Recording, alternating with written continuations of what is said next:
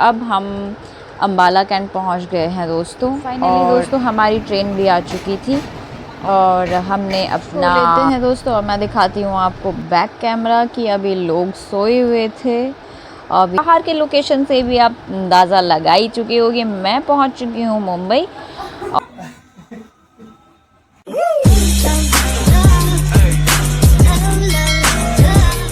Hello मेरे प्यारे दोस्तों, Radhe Radhe. I hope so आप सभी बहुत अच्छे होंगे, मैं भी बहुत बढ़िया हूँ।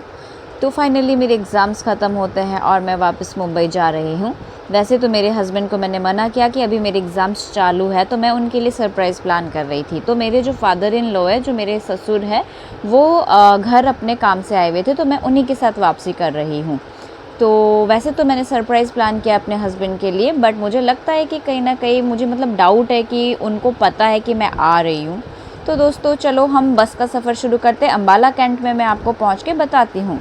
तो दोस्तों बस का सफ़र हमारा समाप्त होता है। हम अपने लगेज के साथ पहुँच चुके थे और अब हम अम्बाला कैंट पहुँच गए हैं दोस्तों। और थोड़ा सा भूख लग रही थी तो हमने यहाँ पर खाना खाया। खाना खाने के बाद हम चलते हैं स्टेशन पे और स्टेशन पे हम पहुंच गए थे दोस्तों। और यहाँ पहुंचकर हम वेटिंग रूम पे अपनी ट्रेन का वेट कर रहे थे, क्योंकि 1 बजे की हमारी ट्रेन थी, तो थोड़ा सा वेट करना पड़ रहा है दोस्तों यहाँ पे। तो मैं थोड़ा बाहर आई, पानी लिया और थोड़ा सा फ्रेश हुई। तो फाइनली दोस्तों हमारी ट्रेन भी आ चुकी थी और हमने अपना मतलब अपने बोगी में गए और यहाँ पर मैं म्यूज़िक का आनंद लेते हुए सफ़र को एंजॉय कर रही हूँ।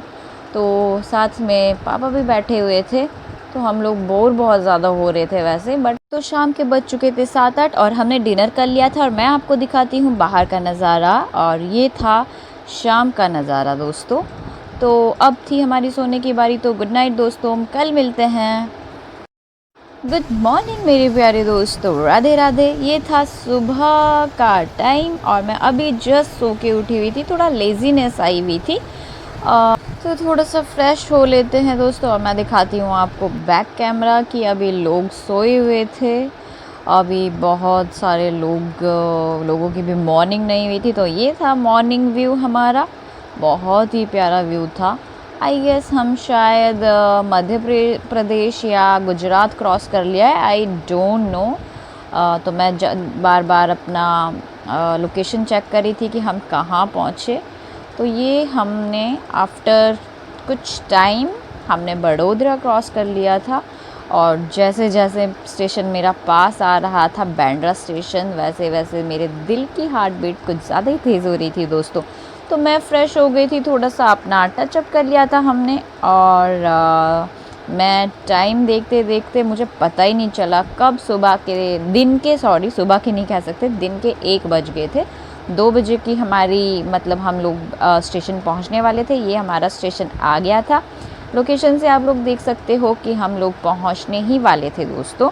तो सच्ची मतलब अगर मेरे पति को पता होता तो वो लेने आ जाते, बट थोड़ा सा सरवाइव भी करना ज़रूरी है। तो अब हम लोग खड़े हो गए थे लाइन में लग के, क्योंकि अब हम उतरने वाले थे। सो फाइनली हम पहुंच चुके थे दोस्तों। और तो हम पहुंच चुके थे बांद्रा स्टेशन और अब हम यहाँ से स्टेशन से बाहर आ रहे थे।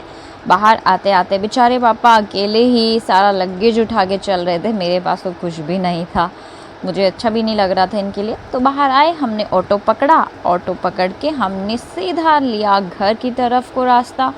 सच्ची दोस्तों आप मेरे ब्लश से देख चुके होंगे कि मैं कितनी ज़्यादा एक्साइटेड हूँ। और बाहर के लोकेशन से भी आप अंदाज़ा लगा ही चुके होंगे, मैं पहुँच चुकी हूँ मुंबई। और सच्ची दिल में जो धक धक हो रही थी ना, मतलब बस ये होप सो कि ये सरप्राइज़ ही रहे, ऐसा ना हो मेरे सरप्राइज़ की वाट लग जाए। तो मैं खुश तो बहुत ज़्यादा थी। तो सामने अपनी बिल्डिंग नज़र आ रही थी दोस्तों और हम फाइनली अपने घर पहुंच चुके थे। आधे पौने घंटे का रास्ता घर के लिए था। हमने अपने बिल्डिंग के लिए लिफ्ट लिया। तो मैंने डिसाइड किया कि पापा को पहले मैं सामान के साथ ड्रॉप कर लेती हूँ। सामान आगे हमने रख दिया था और मैं थोड़ी लेट जा रही थी, ताकि अगर पता लग भी गया होगा सरप्राइज़ का तो वो पापा को अकेला देख के सोच लें कि मैं नहीं आई हूँ। ये सरप्राइज़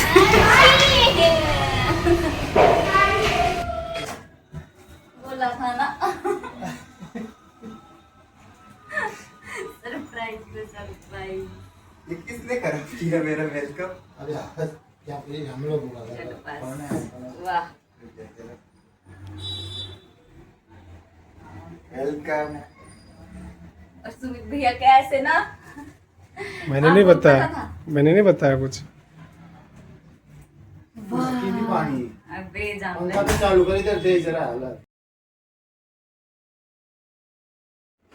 तो दोस्तों वेरी बैड, जिस चीज़ का मुझे डर था वही हुआ। इन लोगों को मेरे सरप्राइज़ का पता चल चुका था। ये देख सकते हो आप बैक स्टोरी, मेरे पीछे क्या हो रहा था यहाँ पे।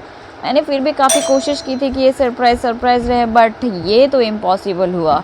इन लोगों ने तो मुझे ही सरप्राइज़ दे दिया दोस्तों, सब मिलके। और मैं बेचारी रास्ते में फ़ोन कर रही थी अपने मतलब जो मेरे देवर है सुमित भैया, मैं इनको कह रही थी, पापा बेचारे अंडर हो गए थे। पापा को भी हंसी आ गई थी कि लो भाई जिस बात का डर था वही हुआ।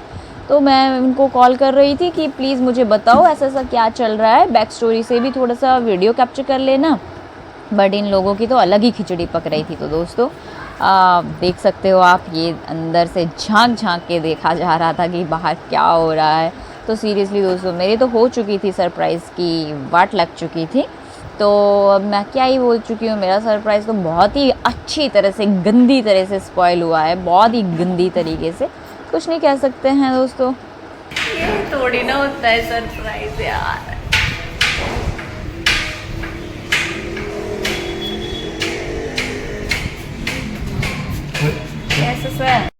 सच्ची मुझे गुस्सा तो बहुत ज़्यादा आ रहा था, बट प्यार इस बात से आ रहा था कि फाइनली मैं अपने पति से मिल चुकी थी। मैंने पूरे एक दिन 24 घंटे बिना बात किए बिताए, इतना बोर हो रही थी कि चलो सरप्राइज़ है यार। खुद ही मैं इन बलून से अब खेलने लगी थी। अब क्या ही कर सकते हैं, सरप्राइज़ तो स्पॉइल हो ही गया है, तो क्यों ना अब इन्जॉय किया जाए नेक्स्ट जो आगे हैं। तो मेरे पति ने मुझे बहुत ही प्यारे तरीके से हक किया, बिकॉज़ हम आफ्टर 2 मंथ्स मिल रहे थे, 2 मंथ्स दोस्तों। तो आप देख सकते हो मेरी खुशी का नेक्स्ट लेवल। ये भी नहीं याद आ रहा है कि मेरा सरप्राइज़ स्पॉइल हो गया, व्हाटएवर यार। तो दोस्तों मेरी जर्नी यही थी, अब मैं क्या ही कह सकती हूँ, आपने सब कुछ तो देख ही लिया है, मेरे सरप्राइज़ की वाट लग चुकी है। तो अब व्लॉग का एंड यहीं होता है दोस्त। सीरियसली आई डोंट नो दोस्तों मेरा ये सरप्राइज़ कैसे स्पॉइल हुआ, इन लोगों को कैसे अंदाज़ा हुआ कि मैं आने वाली हूँ, बट अब क्या कर सकते हैं। ओके, वॉइस ओवर में मिस्टेक बहुत हो रही है, उसके लिए सॉरी। नेक्स्ट ब्लॉग के लिए मुझे मिस ज़रूर करना।